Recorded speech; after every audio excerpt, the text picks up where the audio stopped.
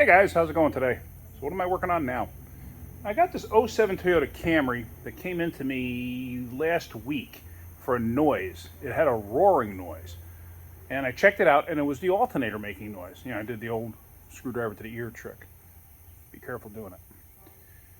And so anyway, they brought it back now. They didn't have time then, or it was the end of the day. I don't recall what the situation was. But they brought it back now, so we're going to put an alternator on it. But I swear it wasn't making noise when I pulled it in. But let's start it up and let's find out. Well, here we go. Here's the Camry.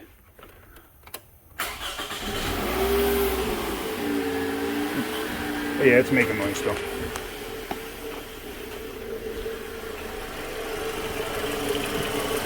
It's not as loud as it was, but if you look down here, see all that rust over in there?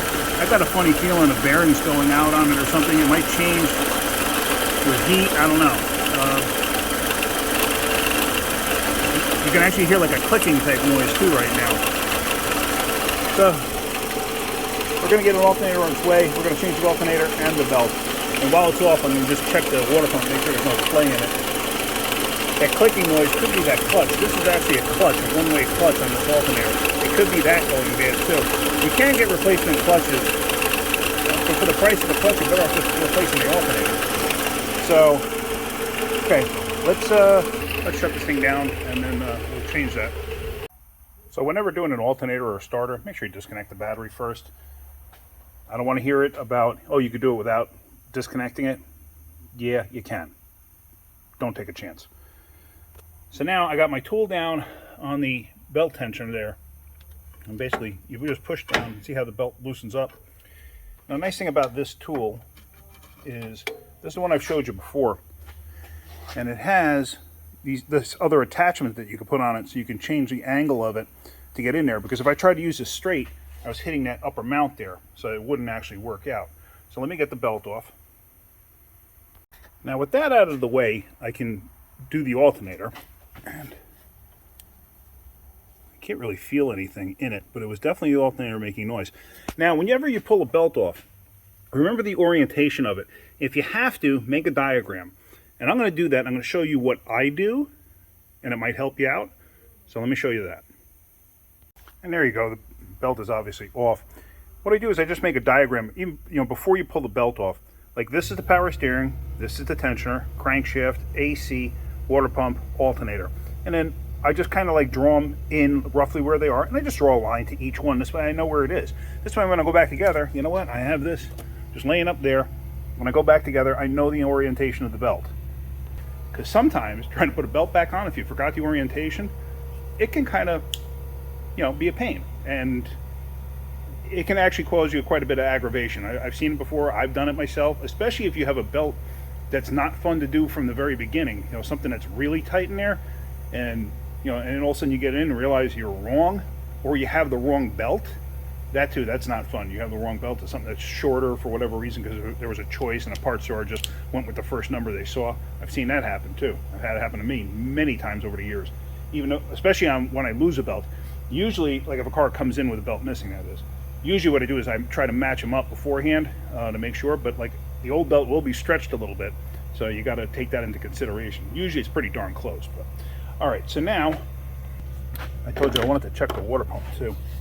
So really all I'm going to do is I'm going to spin it by hand, and I'm also feeling it. I'm trying to wiggle it like this just to see if I have any play in it, and I don't.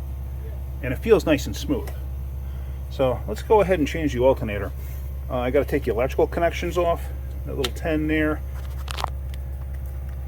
This should just pop off like that.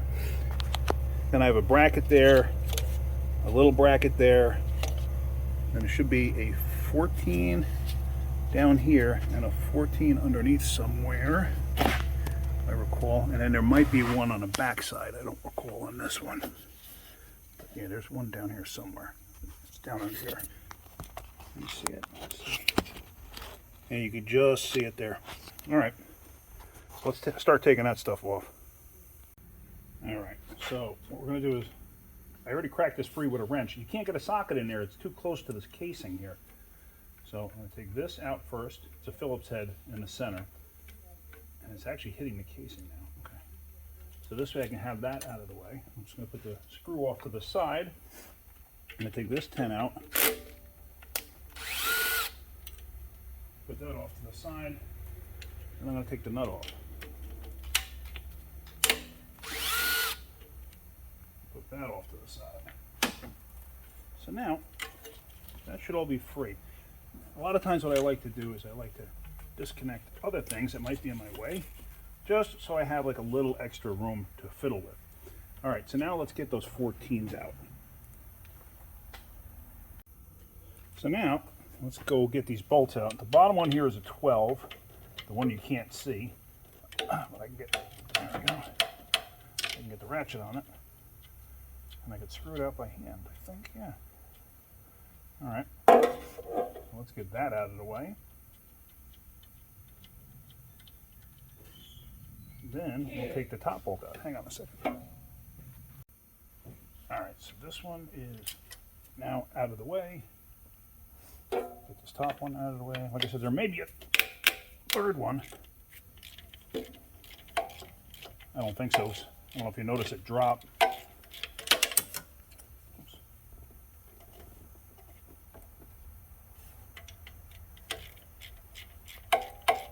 Now I will always clean up these threads because it makes your life easier going back together.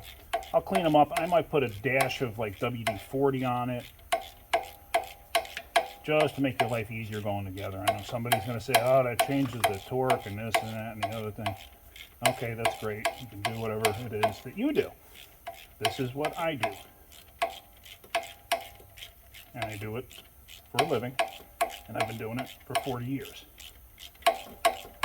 So, let me just tell you, there is a dead animal around here somewhere, and when the breeze kicks in just right, you get a good whiff of it, and it is not pleasant. Okay. There we go. So that comes out. Now the alternator, I think, comes right out. Like that. Okay. Pretty simple, straightforward. That wasn't terrible. So I'm just going to wait there. It is hot, I will tell you that. Because the motor is hot, the car is hot. I'm just going to leave it there relaxing for right now. I mean, the exhaust manifold is hot, but it's not so hot I can't touch it, so I'm not worried about it. That's just a core now anyway. So, anyway, I mean, that wasn't terrible taking off. It's pretty simple. And while you have stuff like that off, check the rest of your pulleys too. The same way I check that water pump. You know, grab your tensioner and, you know, spin that pulley, spin your AC, you know, just feel it. Just feel it out. I mean, if it feels gritty, you got a problem. It should feel nice and smooth and easy. All right, so I'm just waiting for the other alternator to get here. Once it gets here, then we're going to put this back together. Pretty simple, straightforward job. So there's the new alternator. It's a reman. There's the old alternator. What you want to do is you want to compare things. You want to make sure that the pulleys are the same diameter, or at least close. Make sure that the mounting points are clocked correctly. What do I mean by that? What I mean is check to make sure that these mounting points line up with the old one as compared to the plugs, which this one does, because I've seen it where an alternator could be clocked wrong. You can install the backs on some of these in 4 different positions. So just be mindful of that. Keep that in the back of your head for when you install these. The other thing now is, and I discussed this before, this sleeve here, this slide, whatever you want to call it. I call it a sleeve. Now in the new one, you can see it's not all the way back. It's actually tighter than that one. If I was to try to put this on, that thing will never go in. So what I usually do is I'm going to take the factory bolt and I'm going to thread it in. Let me put this other alternator on the ground. Sorry about that. I'm going to take the factory bolt. I'm going to thread it in. And then I'm going to find something to support the back of this thing, and I'll show you what I'm talking about. I'm going to thread this in several turns, preferably all the way, so this way I'm not just on the tip of the threads. I'm going to do this.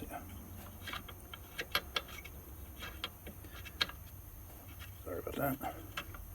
And then what I'm going to do is I'm going to strike this end with a hammer while I'm supporting the aluminum section here of the alternator to force this out.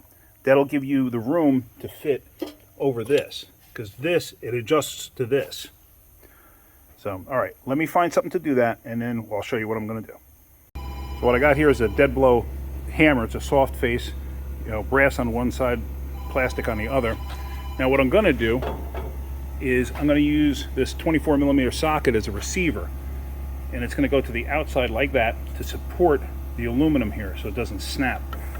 And then I'll show you what I'm going to do. All right, so hopefully this comes out on a video the way I hope it does, or the way I want it to, I should say. I'm going to put that down.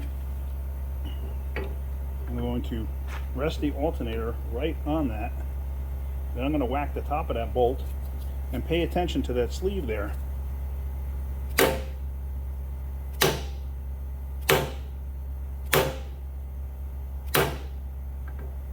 See how it's getting flush? See, and now it's actually below flush. See that? So now you can take this bolt out, and now we can install it. And now this gives me a whole bunch of extra room, so I don't have to fight with it. All right, so let's get this installed. Hopefully you can see what I'm doing here and I'm not blocking too much of it. Let's see. So we're going to drop this down in place. And as you see now, see how easy that slid on there? Can you actually see that? I hope you can. See how much room is actually in there now? So, because otherwise you'd be fighting that thing. So let's get this over here. All right, so now let's catch these bolts. Hey, I get comments all the time about, you know, why don't I do this, why don't I do that? I don't have the equipment to do certain things. I am basically, all my videos are done on my phone. So hopefully soon that's all going to change. But right now, this is what I have to do. So I don't have any fancy editing software or anything like that.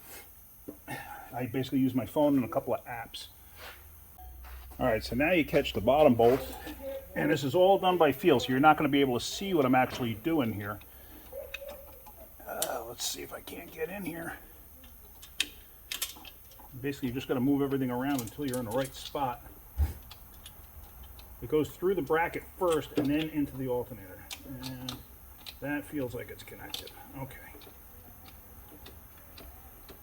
So, like I said, unfortunately, there's no way for me to film this. So hopefully you can see that. Or was I too much in the way? I don't know. But now, I want you to see this. If you look down here, you could see the gap. Actually, let me turn on this light. This might help you a little bit. Oh, hang on a second. There's just too much carrying on going on here. So hopefully romper room is over with, and I can actually show you this again. So now that you have that gap in there, as you tighten that bolt up, that's going to drag that sleeve that's down there. That's going to drag that in to tighten up and take up the gap. So let me do that. So the bottom bolt is in place. Everything's nice and tight. Yeah, and like just regular, everything I always say, just reverse procedure to install. Make sure that when you tighten up this nut, you don't go crazy. It's a little brass stud. It does not take much. You can snap it off relatively easy. Make sure you use 1/4" drive. Once it gets a little snug, just stop. I'm going to use my little gun. I'm used to how it works, and I know I'm not going to over tighten it. And there you see it. I got my ratchet on there. So now I'm going to start tightening it up. And if you pay attention, you should see that sleeve get pulled through to close up the gap.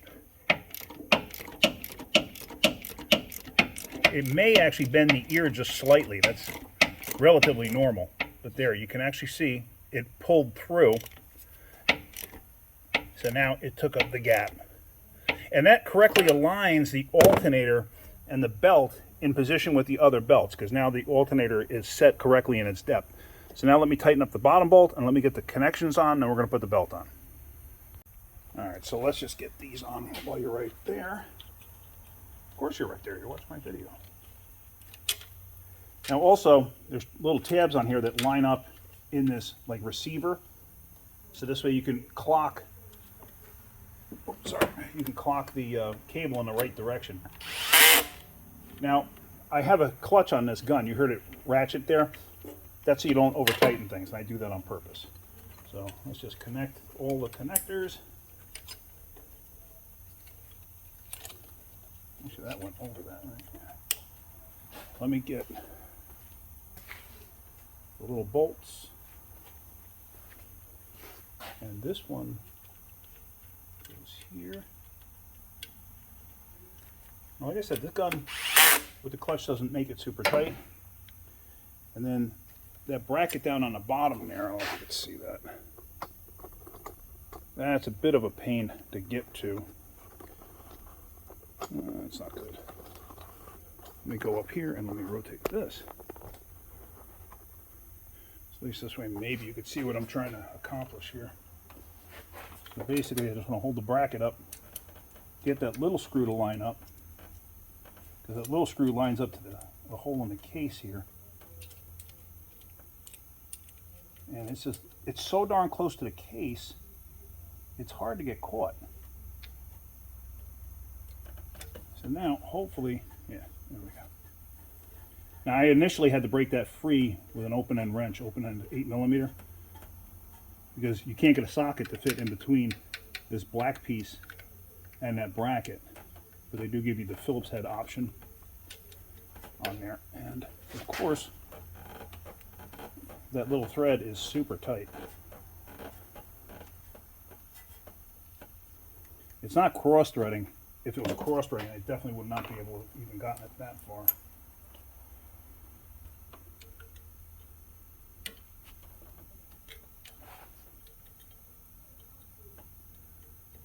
My problem is such a small bolt, I'm worried about breaking it.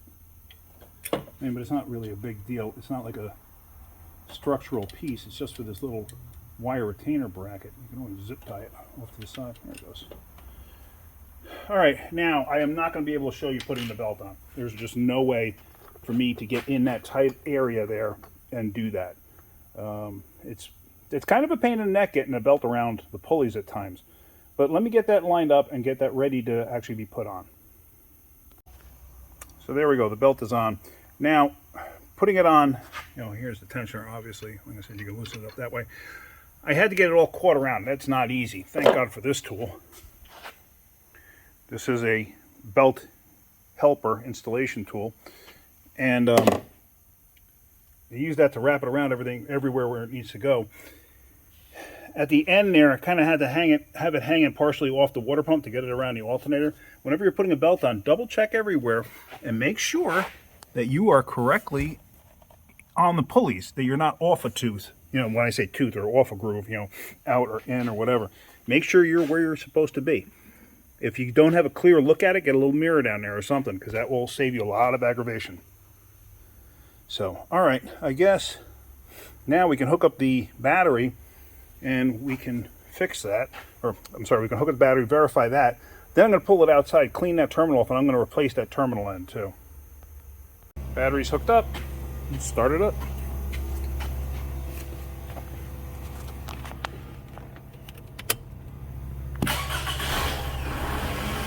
Yeah, no noise. Noise is gone. It's quiet. It's a quiet motor.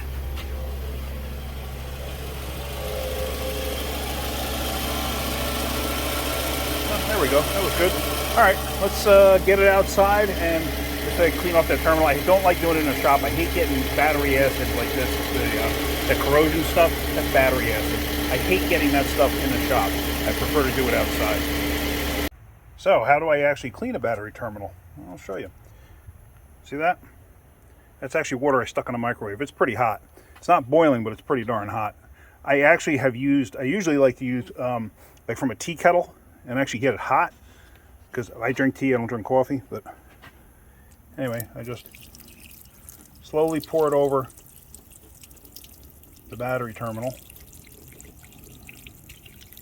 You don't have to buy any of the cleaners or anything like that. It's really not necessary.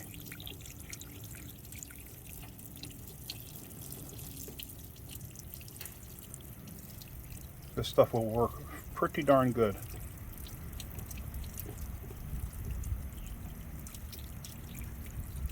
If it was hotter, it would work even better. But I ran out of time because the microwave we have here is not that great. But you could see, even from the bolt, it came out pretty good. So I'm not that concerned because I'm replacing it. So let me unbolt the cable ends and I'll show you what I'm going to do. I just unbolted the back. As you see, there's still some corrosion underneath there, so that's why I still have some water because I'm going to clean that out a little bit more. One thing I wanted to show you is these pliers here. I believe these were Blue Point or Blue Bird. I think I got these from Snap-on years ago. These things are battery terminal pliers. Let me tell you, these things were fantastic for a lot of different things. They, for some reason, I guess the jaw design just gives them an incredibly good grip. Let me see if I can't get on there. Now there again, I am not left-handed, so. But actually, see that? The whole post is turning. Or the whole bolt on the post is turning. So let me try to get that post off of there. Let me see if I can't hold the other end with vice grips or something. Actually, the terminal wasn't even that tight. It just started wiggling and it moved. So there we go. So that's off. This can go in a scrap pile. And what I'm going to do is I'll clean off that terminal. I will clean off that again with hot water and then a wire brush probably. And we're going to stick a new terminal on there. And we're going to use a tin terminal, not a lead one. So I have everything cleaned and wire brushed now. And usually what I do is I'll take brake clean and I will spray it off. I'm sure somebody's going to have something to say about that. But the reason I do that is because I want to get the moisture out of there and away from there. You can use WD-40 if you wanted to. That's what I've always done. I've got no problems with it. Tin battery terminals. I get these from Advanced Auto Parts. For some reason, they don't come with a nut on this end. You got to dig one out of your scrap pile. So what I'm going to do is put this on here, just like that. And this way, these ends will line up with that end that has the nut on it. Take that off of there. And like with any battery terminal end, you don't have to tighten the absolute daylights out of it. As soon as it gets snug, stop. You know, like meaning that the terminal itself gets snug. Like this one. It's snug. It's on there. Now we could drop this on. And we could drop this on. And we could put a nut on.